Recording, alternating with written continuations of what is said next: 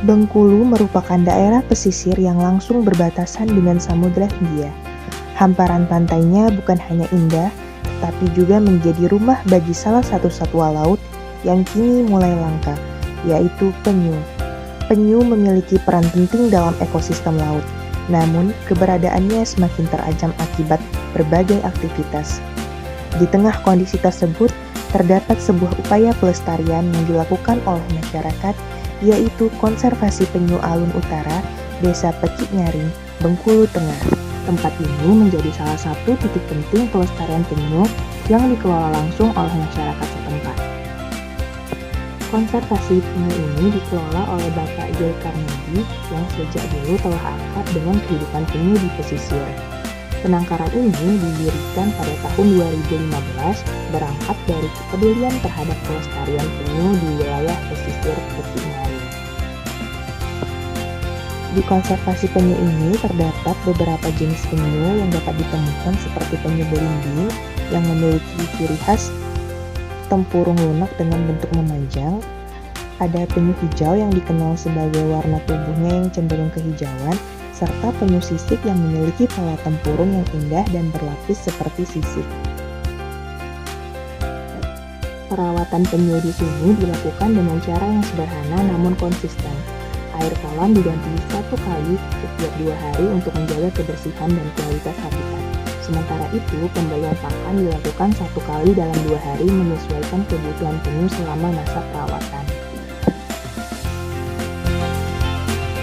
Kalau untuk perawatannya gimana Pak, penyu-penyu ini Pak? Agak susah apa gimana Pak? Kalau untuk perawatannya itu nggak terlalu susah, yang penting utamanya begitu dia lahir sampai umur 1 bulan, itu yang penting utamanya adalah airnya. Air itu harus kita ganti 1 hari 2 kali. Setelah itu dengan makannya, makan yang teratur. Makanannya juga jangan terlalu banyak, istilahnya mubazir, membuat air itu bau. Jadi makannya juga 2 kali, airnya juga 2 kali. Itu selama perawatan 1 bulan. Kalau untuk pakannya apa Pak? Ikan yang segar. Ikan kecil ya Pak? Boleh juga ikan kecil. Kalau ikan yang besar itu karena dia masih kecil kita cuci. Kita begitu. Oh iya, kalau cacing berarti dia nggak makan cacing tanah ya? Dia nggak makan yang sebangsa hewan yang di darat. Termasuk juga ikan-ikan yang di air tawar dia nggak makan. Berarti dia makannya benar dari laut ya Pak ya, semuanya ya Pak? Dan juga seperti kita pernah coba dikasih ikan sebangsa daging dan ayam itu kan sebangsa daging juga, ikan kan sebangsa daging juga. Jadi kita coba kasih itu enggak mau. Berarti hewan penyu ini nggak sembarangan juga untuk makan. Tahu dia lagi bertelur itu gimana Pak? Sebelum ditaruh dikubur. Waktu mencari telurnya.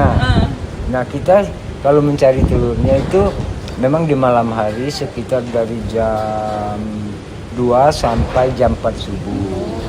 Nah, kenapa bisa mengetahui bahwa di sana ada telur? Setiap penyu mau mendarat itu dan bertelur itu ketinggiannya bisa sampai 5 meter dari pasang yang paling tertinggi. Nah, jadi dari pasang yang paling tertinggi sekitar 3 meter dari pasang yang tertinggi itu di tempat dia bertelur pasir itu kering. Nah, pasir kering itu kalau dia naik dia menimbulkan jejak kakinya. Nah, dari jejak kakinya itulah kita lihat. Berhenti di mana? Jadi ini bekas jejak penyu di mana dia berhenti itu. Tapi penyu ini sifatnya penipu. Nah, dia itu kalau mau bertelur menggalikan 2 lubang. 1 lubang untuk penipuannya, 1 lubang baru tempat dia bertelur. Jadi memang kalau orang-orang yang nggak biasa agak sulit lah menemukannya. Salah satu cara buat dia bertahan ya Pak? Iya. Salah satu program yang dijalankan di sini adalah adopsi penyu. Dengan biaya 30.000 per ekor, masyarakat dapat ikut berkontribusi dalam upaya konservasi.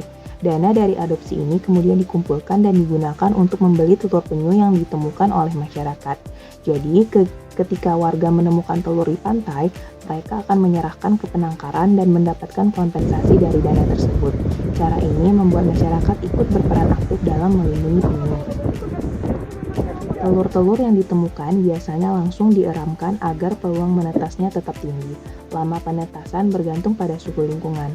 Pada kondisi normal, telur akan menetas dalam waktu sekitar 60 hari, namun pada suhu yang baik dapat menetas dalam waktu 55 hari. Tingkat keberhasilan penetasan di tempat ini cukup tinggi, yaitu sekitar 90 hingga 95%, meskipun kegagalan tetap bisa terjadi. Dari wawancara yang dilakukan bersama Bapak Zulkarnaedi, penangkaran ini tidak menggunakan pengaturan suhu buatan. Telur yang ditemukan langsung dieramkan secara alami karena dianggap masih dalam kondisi yang baik. Suhu lingkungan yang sering diamati berkisar antara 22 hingga 30 derajat Celcius. Setiap telur dicatat secara rinci mulai dari tanggal masuknya, jumlah telur hingga jenisnya. Dengan pencatatan ini, pengelola dapat memantau dan memperkirakan waktu penetasan dengan lebih mudah.